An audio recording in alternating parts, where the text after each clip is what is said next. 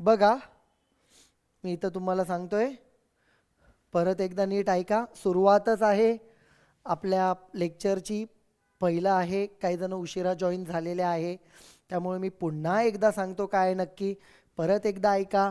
बघा, physics rotational dynamics, ठीक आहे.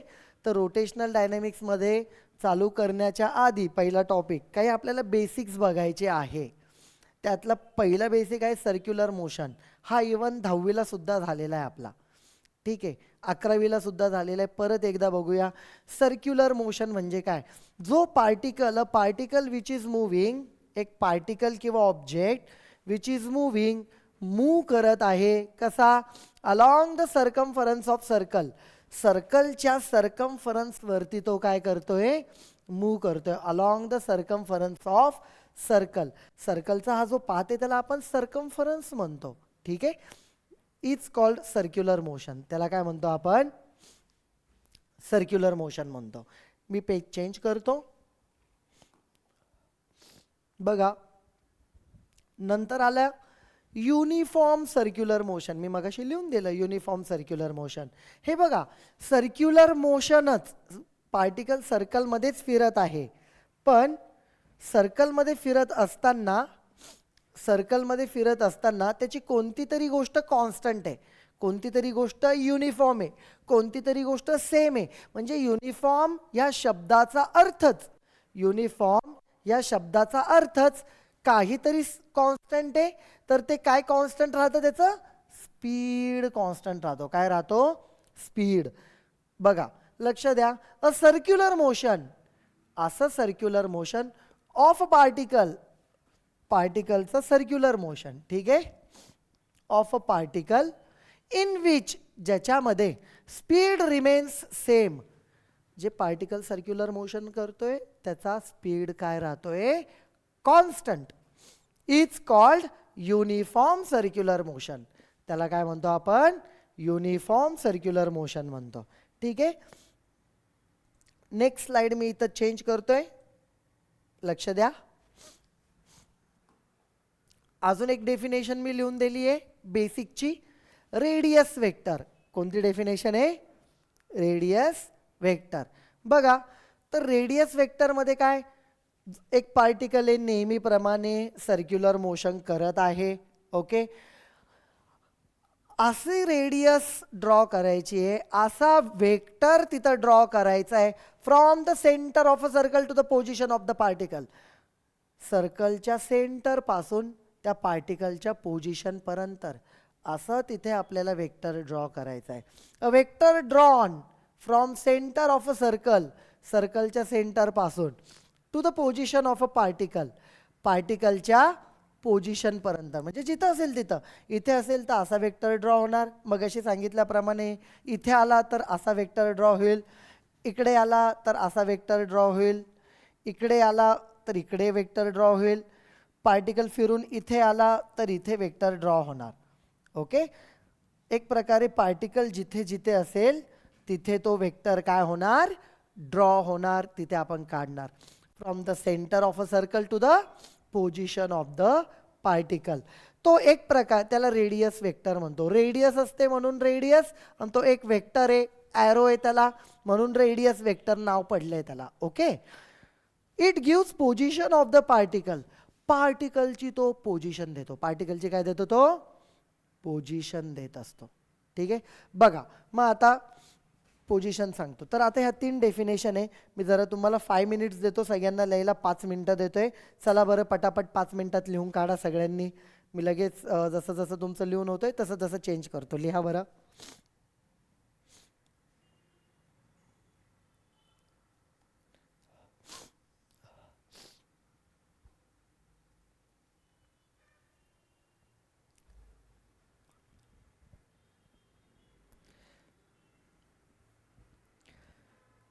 साई गव्हाणे. बाळा, तुझं माईक ऑन करून, तुझं नाव साईच आहे ना, का दुसरं नाव आहे मला सांगू शकतो? बाकीच्यांनी लिहा सगळ्यांनी.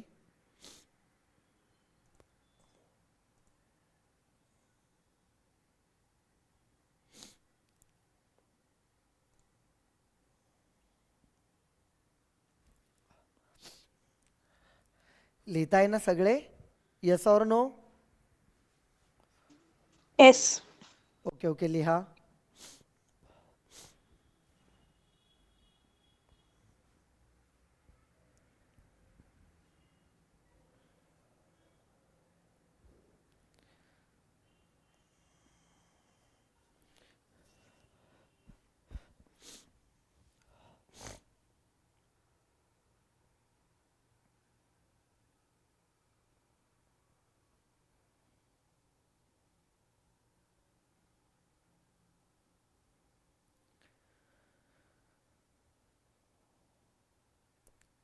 ओके हे लिहून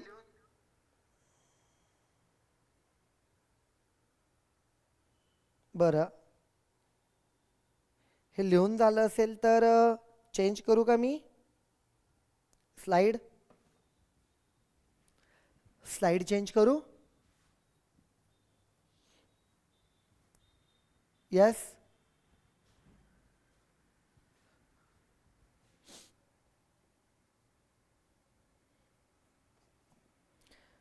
मयूर पेज बदलू? स्मितल, येस शिवानी? सर. हो सर. ओके. चला पुढची डेफिनेशन लिहा.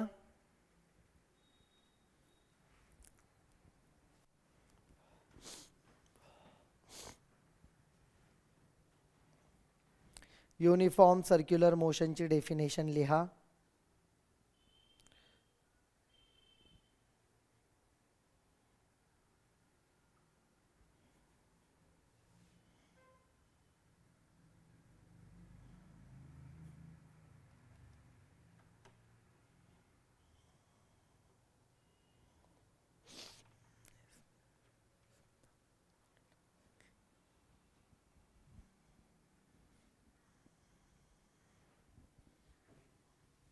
ही समजली ना definition uniform circular motion?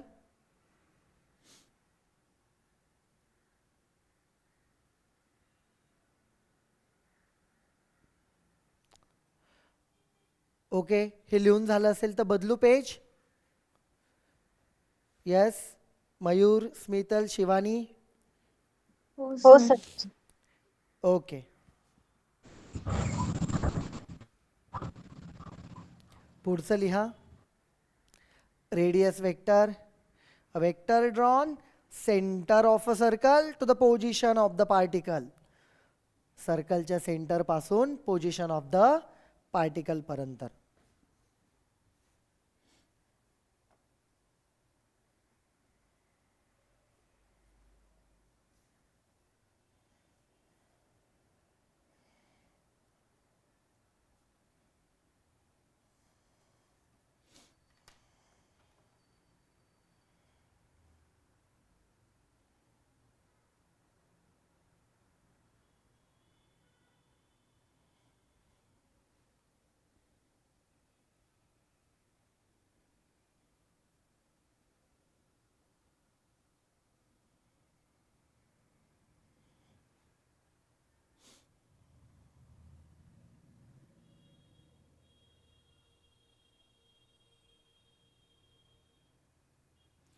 Okay, झाले लिहून?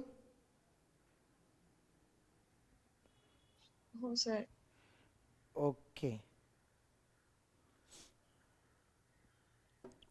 चला मग मी पुढचा पॉईंट सांगतो, तुमचं लिहून झालं असेल सगळ्यांचं. नोट मला सांगायची, नोट.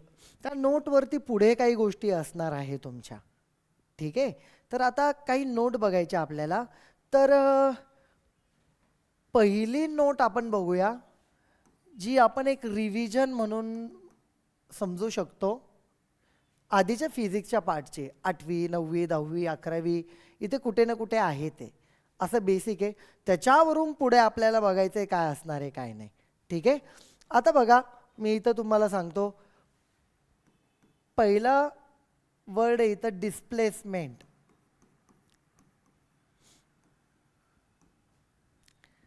डिस्प्लेसमेंट एस किंवा डी ने दाखवू शकतो आपण. डी लिहितो. डिस्प्लेसमेंट आपल्याला माहिती आहे सगळ्यांना. डिस्प्लेसमेंट काय आहे? Distance between initial and final position. ठीक आहे, लेंथ एक प्रकारे ती distance between initial and final position. म्हणजे कसं रे, एक दाखवतो तुम्हाला बरं का, सगळ्यांनी लक्ष द्या. समजा एक पार्टिकल आहे इथे सुरुवातीला ए, बरं का, तो इथे होता, तो काही वेळाने इथून इथं गेला, नंतर इथून इथं गेला, नंतर परत इथून इकडे गेला, परत इथून इथं आला आणि इथून इथं आला. ठीक आहे. आता मध्ये बरेच स्टॉप घेतले या पार्टिकलने, पण सुरुवातीला एला इथं होता आणि शेवटी बीला इथं गेला. तर डिस्प्लेसमेंट म्हणजे काय असतं माहिती का, इनिशियल आणि फायनल पोझिशन, इनिशियल आणि फायनल पोझिशन यांच्यामधलं डिस्टन्स म्हणजे डिस्प्लेसमेंट असतं. डिस्टन्स वेगळी गोष्ट आहे. दिस प्लस दिस प्लस दिस प्लस दिस प्लस दिस, त्याला म्हणतो आपण डिस्टन्स. ठीक आहे. दोन गोष्टी समजून घ्या. आपल्याला आतापर्यंत दोन शब्द माहिती लक्षात घ्या. एक शब्द आहे डिस्टन्स आणि एक आहे डिस्प्लेसमेंट. आपल्याला वाटतं डिस्टन्स आणि डिस्प्लेसमेंट सारखेच आहे असं वाटतं आपल्याला. तर डिस्टन्स आणि डिस्प्लेसमेंट सेम नाही बाळांनो. ठीक आहे. फरक काय दोघांमध्ये, मी तर लेंथ हा शब्द वापरतो म्हणजे तुमचं कन्फ्युजन नाही होणार. बघा, ए आणि बी मधलं मी म्हणतो, एक एक्झाम्पल म्हणून सांगतो तुम्हाला, फक्त लक्ष द्या. याच्यानंतर मग पुढच्या पॉईंटकडे जाईल मी. सगळं बेसिक आहे, आधीचं आहे, जुनं आहे आपलं. ए आणि बी मध्ये डिस्टन्स किती येईल मी इथं लिहितोय. समजा इथून ते इथपर्यंत गेला 5, इथून इथपर्यंत गेला 5, इथून इथपर्यंत 5, इथून इथपर्यंत 5 आणि इथून इथपर्यंत गेला समजा 10. मग डिस्टन्स म्हणजे काय, 5 + 5 + 5 + 5 + 10 म्हणजे किती झाले टोटल 30. किती झालं 30 डिस्टन्स. आणि डिस्प्लेसमेंटचा अर्थ मी तुम्हाला सांगतो.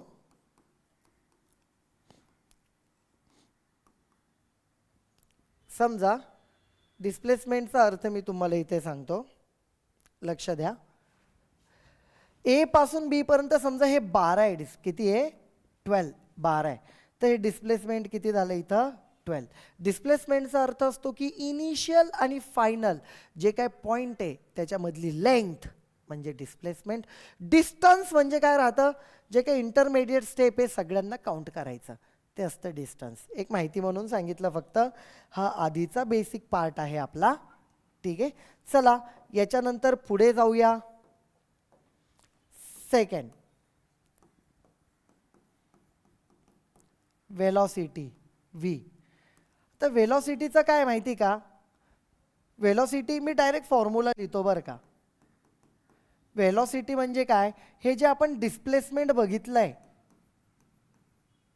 ह्या डिस्प्लेसमेंटला जर टाईमने डिवाइड केलं का तुम्हाला वेलॉसिटी भेटते. याची डेफिनेशन कशी माहिती का, डिस्प्लेसमेंट पर युनिट टाइम. कसं म्हणतो आपण, डिस्प्लेसमेंट पर युनिट टाइम. कसं म्हणतो, डिस्प्लेसमेंट पर युनिट टाइम म्हणजे वेलॉसिटी. किती डिस्प्लेसमेंट होते दिलेल्या वेळेमध्ये, किती डिस्प्लेसमेंट होते दिलेल्या वेळेमध्ये, त्याला म्हणतो आपण वेलॉसिटी. म्हणजे लक्षात घ्या, या डिस्प्लेसमेंटला टाईमने डिवाइड करायचं आहे, टीने डिवाइड करायचं. ठीक आहे. Therefore v is equal to d/t. Okay. त्याच्यानंतर नंबर 3 मी इथं लिहितो ॲक्सेलरेशन. काय, ॲक्सेलरेशन. आता ॲक्सेलरेशन बेसिकली काय माहिती का, परत या वेलॉसिटीला परत टाईमने डिवाइड केल्यावर, हे आधीचं घेतोय बरं का, आत्ताचं काहीच नाही, आधीचं आहे. सर मग हे आधीचं का घेत आहे, याच्यावरतीच पुढचा पार्ट आहे आपला चॅप्टरचा म्हणून. ठीक आहे. बघा, ॲक्सेलरेशन म्हणजे काय, या वेलॉसिटीला परत टाईमने डिवाइड करा. बघा, ॲक्सेलरेशन म्हणजे वेलॉसिटीला आपण करायचं टाईमने डिवाइड, टाईम. ठीक आहे. मी याचा फॉर्म्युला लिहितो, ॲक्सेलरेशन म्हणजे velocity upon time. Okay. Displacement, त्याला टाईमने डिवाइड केलं का वेलॉसिटी भेटते, आणि वेलॉसिटीला टाईमने डिवाइड केलं का ॲक्सेलरेशन भेटते. ठीक आहे. ह्या 3 टर्म आहे, या 3 टर्मवरून आपल्याला पुढे 3 टर्म बघायच्या आहेत. नेक्स्ट लेक्चरला ते बघणार आहे. पण मला असं वाटतं की एवढा पार्ट तुम्हाला समजला असेल. तर सगळ्यात पहिले सगळ्यांनी हे लिहून घ्या. आपली वेळ संपत आलेली आहे. त्याच्या आधी सगळ्यांनी लिहून घ्या आणि मग मी तुमच्याशी बोलतो सगळ्यांशी. हे लिहायला चालू करा सगळ्यांनी. डिस्प्लेसमेंट, वेलॉसिटी आणि ॲक्सेलरेशन.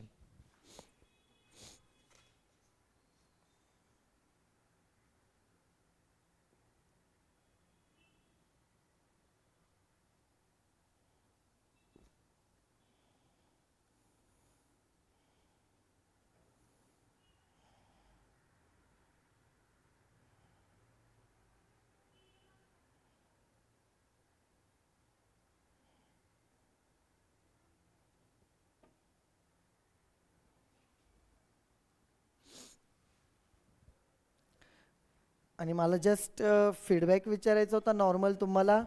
मयूर, स्मितल, शिवानी आणि गव्हाणे, साई गव्हाणे इथं नाव दिसतं आहे. तर तुम्हाला आता जो काय पॉईंट शिकवले मी ते समजलेत का तुम्हाला? काय अडचण असेल तर मला तुम्ही डाऊट म्हणून विचारा, काही वाटत असेल तर. मयूर, समजलंय सर. समजलं? यस. ओके. शिवानी, तुला समजलं बाळा? हो सर. ओके. स्मितल, तुला? हो सर, समजले. Okay okay. तुम्ही फक्त लेक्चर झाल्यावरती तुमचा हा जो फीडबॅक आहे, ज्या नंबरवरून तुम्हाला लिंक आली, ज्या मॅमने तुम्हाला पाठवलेली आहे लिंक, त्या मॅमला फक्त फीडबॅक द्या समजलं आहे म्हणून. नेक्स्ट टाईमला मला एक विचारायचं होतं तुम्हाला. समजा तुमचं लेक्चर सकाळच्या वेळेला ठेवलं तर चालेल का? डेमो फक्त सकाळी सकाळी क्लास राहतो. सकाळी म्हणजे खूप सकाळी नाही, 12च्या आत, असं 10 ते 12च्या मध्ये साधारणतः. नाही सर, कॉलेज राहतं. ओके. कॉलेज किती जणांचे चालू झाले कॉलेज? मयूर, तुझे चालू झाले. स्मितल, तुझं कॉलेज स्टार्ट झालंय? नाही सर. नाही. शिवानी, तुझं चालू झालंय? हो सर. ओके. चालेल चालेल चालेल, काय हरकत नाही. ठीक आहे. ज्यांना सकाळी जमल त्यांचं सकाळी किंवा ज्यांचं संध्याकाळी संध्याकाळी, आपण 2 ह्याच्यामध्ये डिवाईड करून तुम्हाला देऊ, काही अडचण नाही. बरं, हे लिहिलं तुम्ही सगळ्यांनी?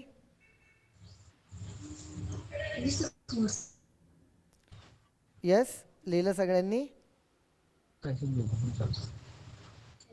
हो सर. बरं, ठीक आहे. चालेल, काय हरकत नाही. चालेल, मग आपण आजचा आपला टाईम संपलेला आहे, तर आपण इथे थांबूया.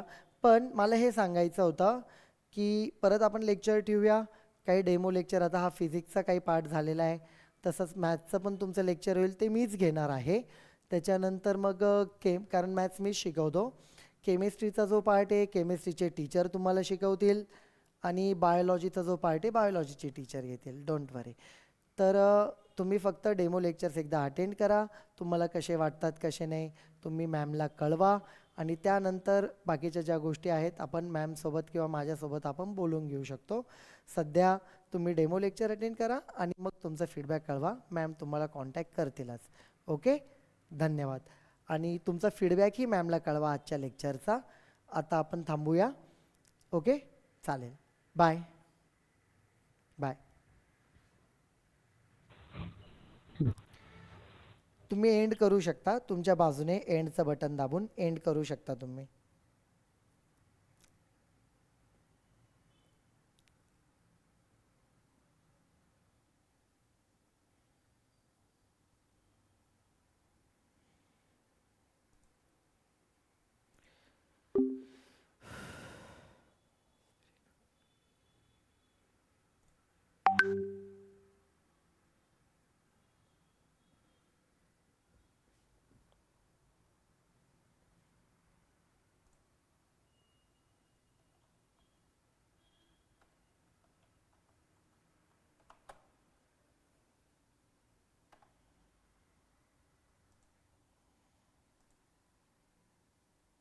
ओके.